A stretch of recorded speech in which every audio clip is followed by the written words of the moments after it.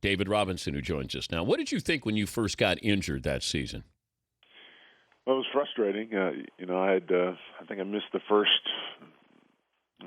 5 or 6 games because of a hernia I had had from the end of the previous season, and waited till after the Olympics to get the surgery, and so I missed a couple games, and then broke my foot in my 5th or 6th game back. So very frustrating, when you want to be out there on the floor and you feel like you're pretty close to where you want to be, but you're right. It turned out pretty good in the end. But the pressure to come back, we saw that with Derrick Rose, which I think it's more mental now. But did you go through that mental block period when you had broken your foot and then to go out there and play?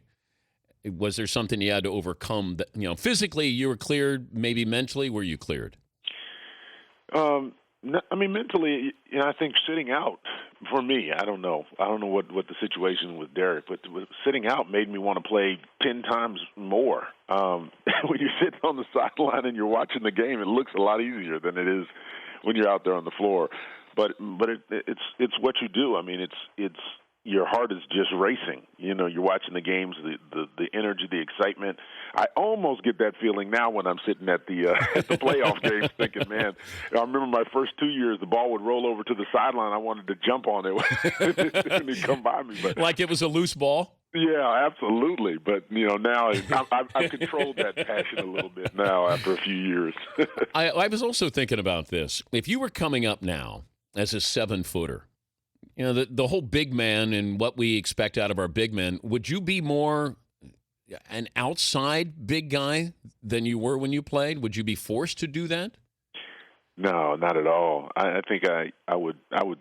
My game didn't really lend itself to being that outside guy.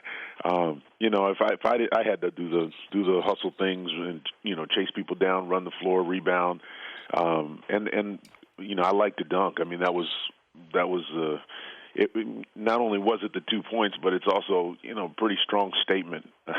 so I like being near the basket, and I think I'd be the same way today. What's it feel like though to dunk on somebody when it's a big moment? You talk about a power. You just feel. It's a statement. I mean, it's a lot of people. I don't know. There's different areas in your life where you feel like you control a situation, but when I would dunk on somebody, it was just letting them know and everybody else around them know that I'm in control here. I'm good. So it's a great feeling. He's David Robinson, the Spurs Hall of Famer, joining us at Dan Patrick Show. Who dunked on you when it hurt? Oh, yeah, there's a couple. You know what? Being a defensive guy, I like going block shots. You're going to get stuck sometimes, and I guess the one that probably sticks out the most is in the All-Star game when Shaq dunked on me. That was the way he just hit. All 375 pounds came at me, and I didn't get the ball, and he made the dunk, and I was laying on the ground, and he stood over me, and I was like, oh man, come on. But there's not, like I said, if you're going to go after shots, you're going to, every once in a while they'll sneak you. And so I'm looking at the video here, David. He almost broke you in half. I don't know about all that. Oh my goodness! But, I give him credit for it. I mean, he came like a train barreling down. It was a good dunk. I give it to him. Wow. But I say often that the only way you can get dunked on is if you contest the shot. Sean Bradley would get dunked on. He probably ended up in 15 posters with guys, but at least he tried to block his shot. Dikembe would try to block the shot. These guys who go, now I'm just going to get out of the way. Yeah. I think you're right a little bit. I mean, it's a certain mentality. I mean, you have to want to be that defensive guy, and you got to want to take it as a personal challenge. And to me, that's kind of one of the biggest differences when I watch the Spurs now. We were always so heavily focused on the defense, and I don't know, maybe it was because we didn't have all the shooters, but the Spurs now, they have such a great offensive team. I get frustrated when we don't make stops because down the stretch, that's how you win. If you can't stop them down the stretch, a close game, you're going to lose. Well, what has Popovich done defensively with Steph Curry and Klay Thompson that maybe he wasn't doing at the start of the series? Well, I don't know if it's so much the things that Pop are doing. I think it's a little bit more the adjustments the guys are making. I think they're playing these guys a little bit smarter. And after 4 or 5 games, you kind of know what the guy likes to do. So it gets a little bit harder, to go out there and for Steph to do the types of things. I mean, Steph is great, and he makes difficult shots. But the key is making him take the most difficult shots. And early in this series, you saw him take a few more open looks, and it got him a chance to get rolling. They're not giving those open looks as freely now. Talking to David Robinson, the Admiral, joining us, Dan Patrick Show. The thing about Popovich is interesting. I mean, he just seems like a guy that you wouldn't even want to go to his house for trick or treat. If you were a kid, you wouldn't want to go up there. You just say, no, that's the house we stay away from. That's funny. That's not true at all. No, Pop is a great guy and loves kids.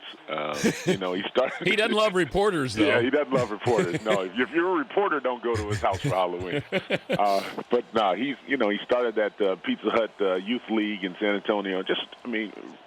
Cares about people. Very unselfish guy.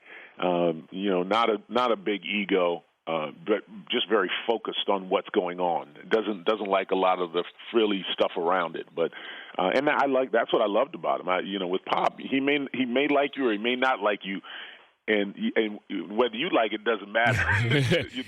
He's going about his business. But that's the thing I liked about him. He was always focused on the task at hand. Now, I was told, reliable sources would tell me that Brent Barry would get yelled at, even though Pop was really mad at Tim Duncan. I don't think. No, Pop doesn't usually. If he's mad at you, he'll say something. Did he ever yell at you? All the time. Yeah. For what? Well, I mean, you kidding me? Everything. I mean, there's always things you can do better, and Pop's like anybody else. I think when he gets, he'll get in his mind things that, he'll get fixated on a couple things, and he'll just stay on you about them until you work to improve them. And so, I mean, just for me, everything, just making good decisions, being strong around the basket, a lot of things that he just would harp on me about. Patrick Ewing's coming up in the final hour. Did he ever dunk on you? Did you ever dunk on him? You know what? I don't think Patrick ever dunked on me, and if he says something different, I don't believe it. No, I don't know. That's a good question. I don't know if he got a good face-to-face dunk, but Patrick was great. Patrick hurt me because he had that great jump shot, and he's so big and strong. It's like Hakeem. How do you can't stop both of them, so you got to give him something. Just make it a tough shot. And Patrick was pretty good, all around with the ball. 1991 All-Star game here. 91. Ewing got you. Oh man, you got the advantage of video. You know what? 15 years ago I could have said this interview and nobody would have even questioned it. That's not right. Before I let you go, we were looking at the Hall of Fame and you went in with Michael Jordan. So here you are, one of the nicest people who's ever played the game, and then Michael gets up there and does his speech. What's going through your mind when Jordan is basically using it as a roast? He's calling out people and saying don't rule out me coming back. What did you think of his speech at the time?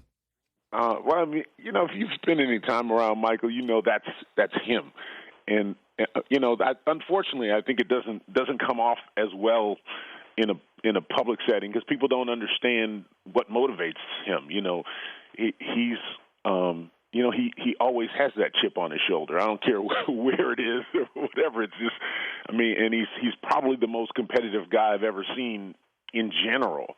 I just remember us being in the airport and, our bags were coming out. We were waiting at some international airport or something.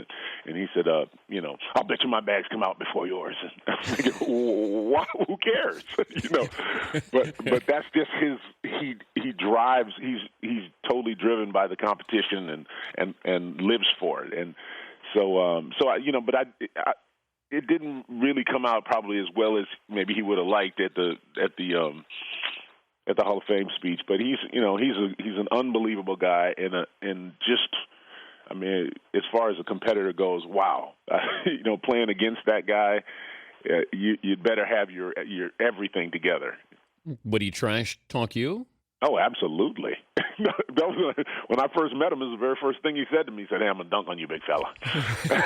And did he? Hi, Mr. Jordan. How you doing? It's nice to meet you. He's like, "I'm gonna get you. I've gotten everybody else, and I'm gonna get you next." And I was like, I don't think so. If you bring it in, I'm just gonna take you out of the sky." And so, that's his personality. He likes to kind of get that edge going and kind of see where, test your heart a little bit. Did he dunk on you? He got me. I remember once, in Chicago at the Chicago. Don't make Stadium. me look it up. Don't make me look it up, David. Oh man, it was. He got me, but it took him several years to get me. At the early part, I could see he was terrified when he'd come to the rim. He was trying all to flip it up and do all kinds of stuff, but it was. I remember it was a fast break, 2-on-1, him and Scottie Pippen. I had to pick one of those guys. At the end, I went to Scottie, and Why? Michael just went up and snuck me. So. No, you got to take Mike. Why? Have you watched those? Have you watched Scottie? Yeah, but I would. If Scottie dunks, then that's okay. I'm not letting Mike dunk. Oh well, okay. I got My video. mistake. Hey, I got video here. You blocking a Jordan dunk. Oh yeah. But you know what? See, that's the problem with being a defensive guy. They don't play the defensive highlights as freely as they do the dunks. Hey, good to visit with you again, David. Thanks for joining us. Thanks, Dan. All right, David Robinson.